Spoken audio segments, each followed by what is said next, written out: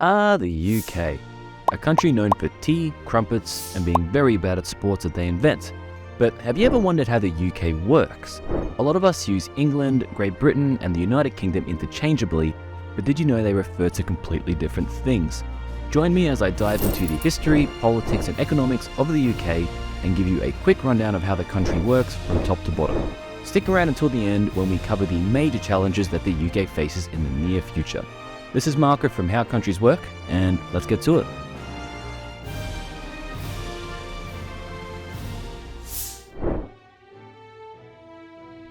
The United Kingdom is a union of 4 different countries: England, Wales, Scotland, and Northern Ireland. The 4 territories are located just off the coast of France and Belgium, in the North Sea, on the island of Great Britain, and in the north of Ireland.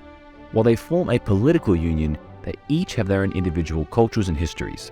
As a whole, the origins of the UK's political system can be traced back to the 10th century, when the Anglo-Saxon kings of England ruled over their territories through a system of feudalism.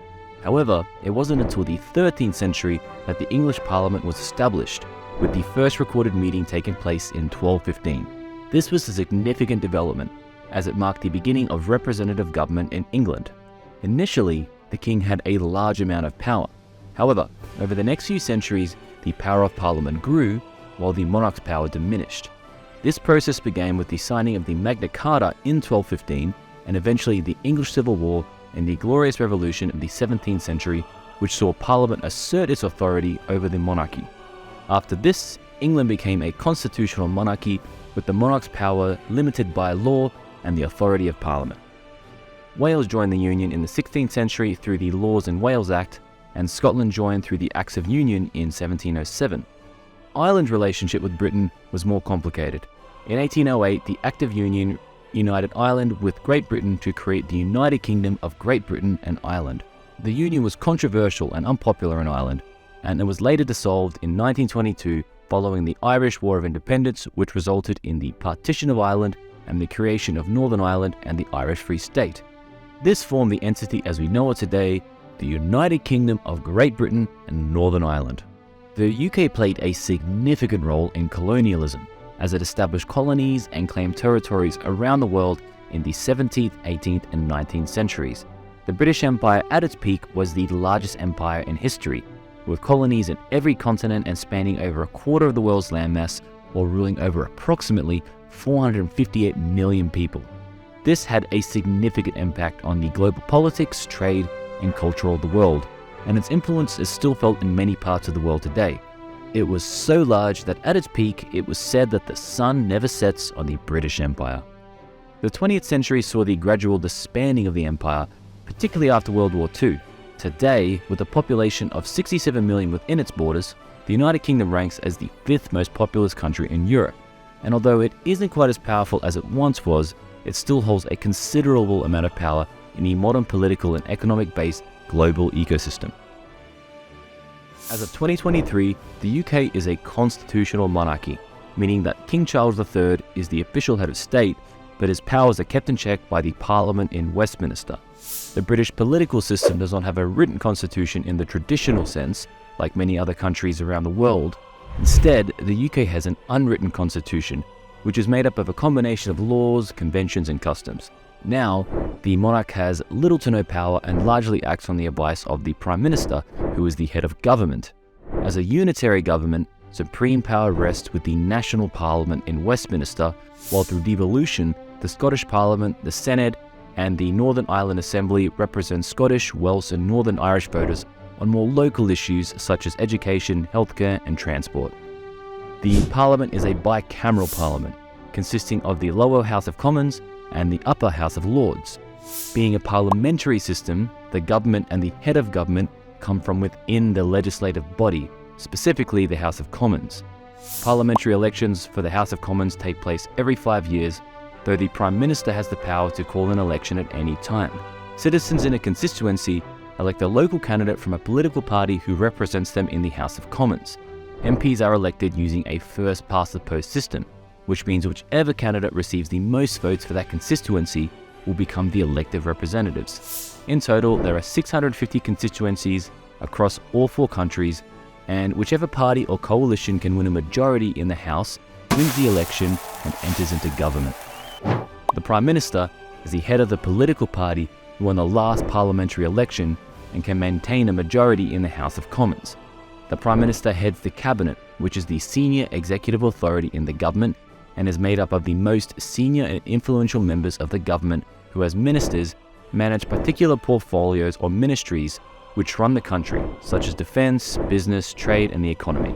Ministers must be members of Parliament either through the House of Commons or through the House of Lords. In order to stay in office, the Prime Minister must maintain the confidence of the majority of MPs in their party or in the House of Commons. This is easy when a government has a large majority after an election. Prime Ministers have a lot of power in these situations, as they can do as they please and pass laws they want without much risk of losing confidence. But when governments have small majorities or even minorities, the Prime Minister has much less individual power and generally must bend more often to the whims and wishes of individual MPs in order to pass laws and maintain power. The current Prime Minister is Rishi Sunak, who was chosen to be the head of the Conservative Party after Liz Truss stepped down in October 2022. On the legislative side, a bill must pass through the parliamentary process in order to become law. The government drafts legislation, which is then sent to the House of Commons and the House of Lords for approval. Any bills passed through the House of Commons are then sent to the House of Lords, the unelected second chamber of Parliament. Made up of unelected lifetime peers appointed by the Crown, they rarely reject legislation passed by the Commons, but still play a crucial role in scrutinising and adding amendments. After royal assent from the monarch, which is almost always given, the law is then brought into effect. Again, this is much easier for a government with a large majority than it is for a government with a smaller one. As mentioned prior, there are a number of political parties filling the seats of Parliament. However, four stand out above the rest: the Conservative Party, the Labour Party, the Liberal Democrats and the Scottish National Party, or SNP. The Conservative Party is centre-right and advocates for individual freedom, low taxes and a free market economy. Law and order are at the centre of their political mandate, and it was under a Conservative leadership that Brexit was initiated. The Labour Party is centre-left and advocates for social justice, equality and economic interventionism. They support increased government spending on public services, higher taxes on the wealthy and corporations, and are progressive on social issues. They are the second largest political party in the UK and are in opposition to the current Conservative government. The Liberal Democrats are centre-left and advocate for social liberalism, internationalism and environmentalism. They are most known for their campaign to have the UK rejoin the EU, but they also advocate for investment in public services and progressive social policies. The Scottish National Party is different from the others, as it concerns itself primarily with Scottish independence. The SNP advocates for a free Scotland that is part of the EU. Unlike the other parties, the head of the party is not in the House of Commons, but serves as the First Minister of Scotland in the Scottish Parliament instead. And finally, the role of the judiciary in a democratic society is to interpret and apply the law impartially, fairly, and independently of the other branches of government. Each level of court will deal with different issues, with the higher courts typically handling larger and more complex cases. The judiciary in the UK is more complicated than in other countries, as the courts differ depending on which country you're in.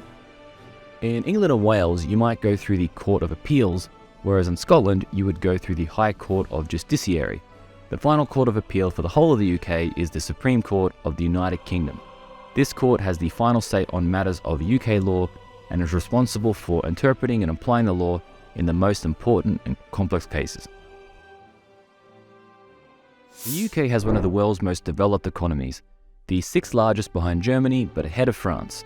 With high levels of wealth and social services, one of the UK's major strengths is its highly skilled workforce, particularly in industries such as technology and finance. The country has a strong tradition of innovation and entrepreneurship, with many successful startups and small businesses. One of the UK's strongest points of pride is its National Health Service, or NHS, a single-payer nationwide healthcare service funded entirely by the public. However, the UK also faces several economic challenges, including a high level of income inequality, regional disparities in economic growth, and a productivity gap compared to other developed countries. In addition, the end of the COVID-19 pandemic and Russia's invasion of Ukraine has sparked a global energy crisis, which turned into a cost of living crisis due to high inflation. In 2022, Conservative Prime Minister Liz Truss announced plans to cut income tax dramatically to fight the crisis. The plan was so poorly met that it led to a massive devaluation of the pound and caused Truss to resign after only 45 days into her tenure. Beyond the cost of living crisis, the UK is dealing with a number of internal political issues. First and foremost, the impact of Brexit was severe. The question of whether the UK should leave or remain in the European Union was an extremely divisive issue that ground the country to a halt for close to half a decade. This eventually resulted in the UK leaving the EU, but the effects can still be felt today. On top of this, the existence of the Union itself is being called into question. Having already had a referendum on the issue in 2014, Scotland's population expressed a largely pro-Remain sentiment during the Brexit referendum in 2016. Given that the SNP is the largest party in Scotland, the demands for an independent Scotland free to pursue EU membership have become increasingly harder for the UK government to ignore. Sinn Féin, a pro-reunification party in Northern Ireland, has for the first time obtained the most seats in the Northern Ireland Assembly. Soon, the UK could be fighting two pro-EU separatist movements at once, one from Scotland and the other from Northern Ireland. And there you have it. That was a quick rundown of everything you need to know about the United Kingdom. If you want more videos explaining how countries work, just check out my channel. Make sure to hit the like and subscribe button for more content like this in the future. Thanks a lot, and we'll see you next time.